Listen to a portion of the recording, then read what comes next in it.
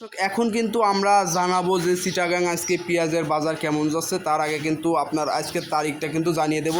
আজকে কিন্তু 2 জুলাই 2026 রোজ বৃহস্পতিবার।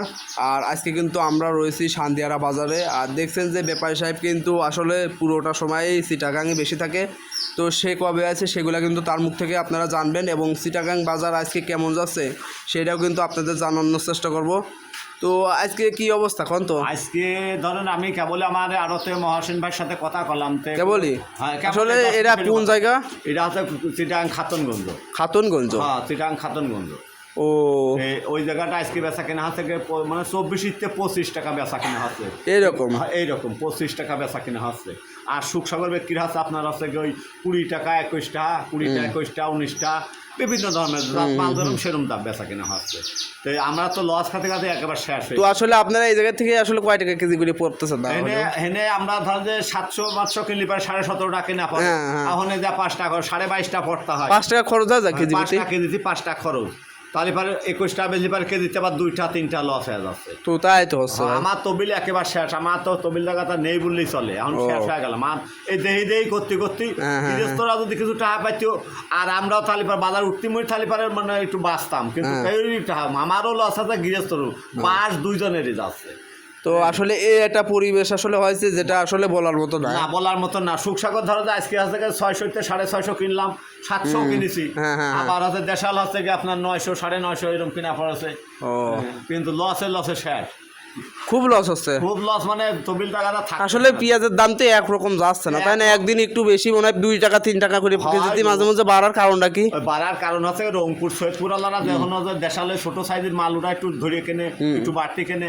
পাবনার বাজারটা আছে ওই 1100-1150 যাচ্ছে, ওরা এদিকে সেটু কেনে। ওদের তো পাবনার মাল চলে আছে ছোট সাইজের গোটালা দেশাল মাল, ওইটার দামটা একটু ভালোই। তাহলে পাবনার মালটা কি একটু বেশি ভালো চলে? বেশি ভালো চলে মানে রংপুর সৈয়দপুর আলারা ওরা হাতে গোটালা ছোট সাইজের মাল নাই, ওদের হাতে দাম একটু বেশি তো ওরা কিনতে পারে। ছোট ছোট মুকাম, ওই জন্য ওরা অল্প অল্প বেচার। আছে 100 বস্তা 150 বস্তা 200 বস্তা করে মাল বেশি আমরা। আর মাল চলে মোটা মাল হাইব্রিকেট, এটা হচ্ছে 2 দিন দেরি হলে পারে বেচা যায় না, ধরিয়ে যায়। আসলে চিটাগাং আসলে সব দেশে তো আর সব রকমের পেঁয়াজ খায় না, তাই না? না, চিটাগাং ছোট সাইজের পেঁয়াজ চলতেই চায় না। দুটো একজন দেয় কম দামে বেচতে হয় সেটা। আর এই মোটা পেঁয়াজটা চিটাগাংই চলে। হ্যাঁ, তো আসলে চিটাগাং চলে। আমাদের এই কুষ্টিয়া বা ঝিনাইদহের পেঁয়াজটা আসলে কোন দিক সবচাইতে বেশি চলে? এই চিটাগাং পেঁয়াজ চলে হচ্ছে কুষ্টিয়া, শৈলকুপা, বাঁশগ্রাম, পান্টি। আমার অঞ্চলের পেঁয়াজটা ফরিদপুরি বারেক ভাই আছে, ওরা বাইছে মোটা মাল কেনে। বারেক ভাই তো মোকামে পড়ে থাকে, আমিও তো হনাই পড়ে থাকি। এই চিটাগাং শহরে সবচাইতে ভালো বেশি দামে বেচা হচ্ছে পাংশার বারেকের আর আমার সেলিমি। এই দুটোই হচ্ছে মার্কেট পাওয়া। কিন্তু এবার সেই গত বছর মার্কেট পাইছিলাম, কিন্তু এবার হচ্ছে হজা গজা বাজার মিলে সেই পালে আমরা বেচতে পারতেছি না। আমরা তো ওখানে লক্ষ লক্ষটা বাহাই দিই। ওই সেটটা নাদিম ভাই হচ্ছে গত বছর 6,18,000 টাকা বাকি দিয়েছিলাম। ওই আয়ব ভাই ওই চক বাজার বান্দরমন সেদিনে ওর বাহি দিয়েছে হচ্ছে 1,13,000 টাকা বাহি দিছি। কি করেন এইরকম বাকি? তাছাড়া এটা নরেন্দ্র বাবু, সেও তারও বাহি দিয়েছি। এরকম বাহি মেলা বাহি দিবিলে তো আমরা মার্কেট ধরে রয়েছি। বাহি দেওয়ার জন্য মানে আমার লক্ষ লক্ষ টাকা, এখনো কত লক্ষ টাকা বাকি? আমার প্রায় 10 লাখ টাকার উপরে বাকি দেওয়ার আছে চিটাগাং শহরে। কি করেন? আমার টাকা বাইর হবে না। আমি কমিশনার ঘরে ব্যবসা করি, কাজে কমিশনার ঘরে? হ্যাঁ, কমিশনার ঘরে কাছে ফজলু তুমি মাল যার মন তার দিয়ে দাও, টাকা দেবো আমি। টাকার জন্য তুমি নিশ্চিন্তা থাকো।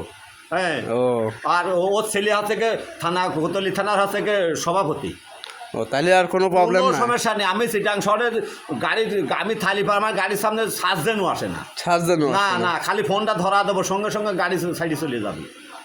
তাহলে তো খুব ভালো ব্যাপার। কিন্তু আমি এত হোল্ড করে এত লাইন কাট করি, তাও আমি টিকে থাকতে পারতেছি না। তাহলে অন্য তো আসলে এই যে ছোটখাটো ব্যাপারী যারা আছে তারা আসলে তো খাওয়াই নাই। হ্যাঁ, ওর কোনো খাওয়াই নাই। ও তো মুসলমানে দিয়ে দিয়েছে, বাড়ি এসে লুঙ্গি পরে গামছা পরে ঘুরে বেড়াচ্ছে। আসলে এটাই বাস্তব কথা, এটাই হয়েছে। আমি এখন যা দেখতেছি বাজারের ভিতরে একমাত্র আপনারা আছেন যারা নিয়মিত পেঁয়াজ কোনো উপরে কেউ স্লিপ দিতে পারে না।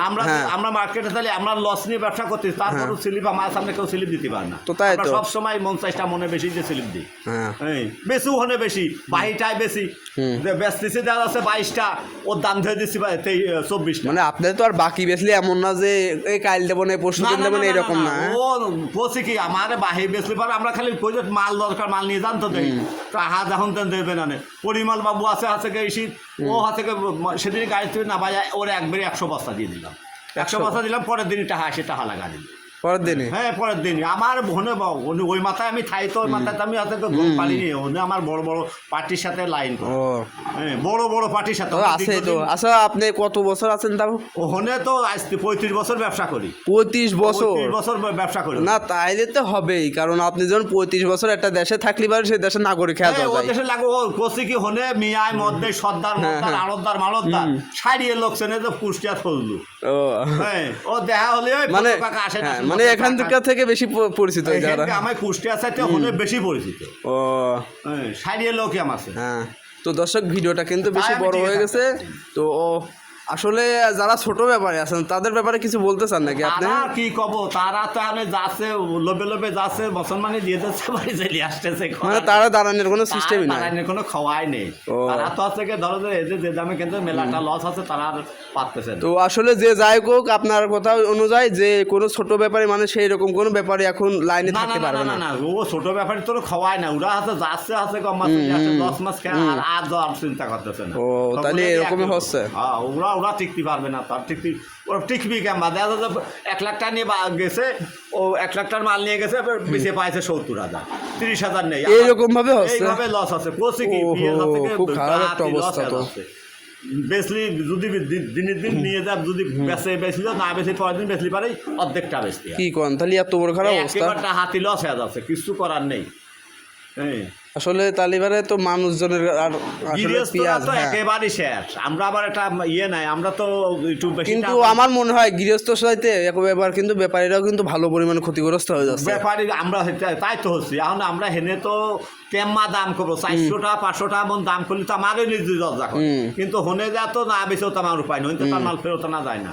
দীর্ঘদিন আমরা ব্যবসা করতে যাবো না বেছেও কিনবো না এসব কমে কিনতেছি না দাদা বসে রয়েছে সানাবার কম দাম পাচ্ছে 200 কম পাচ্ছে 100 কম পাচ্ছে সানাবার কিনতেছি সানাবার লোভে লোভে কিনতেছি আবারও লস হয়ে যাচ্ছে।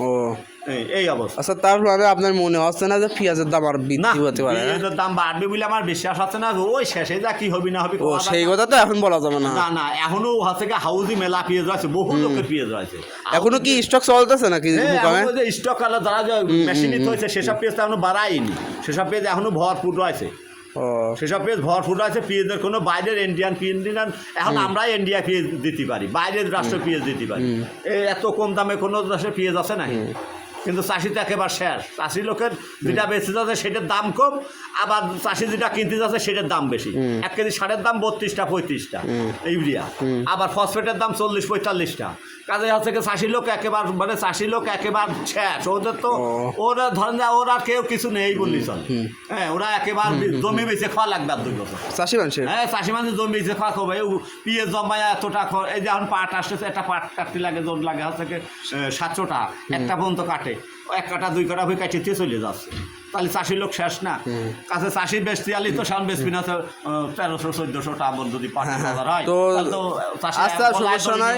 হ্যাঁ তো দর্শক আজকে কিন্তু ভিডিওটা অনেক বড় হয়ে গেছে, তো বেশি বড় ভিডিও করতে চাই না। যারা কিন্তু ব্যাপারী সাহেবের ভিডিও চান তারা কিন্তু অবশ্যই কমেন্ট করতে পারেন, এবং ব্যাপারী সাহেব কিন্তু অর্ধেকটা সময় আসলে চিটাগাং থাকে, এর জন্য আমাদের সাথে খুব একটা বেশি পরিচয় আসলে নাই তার।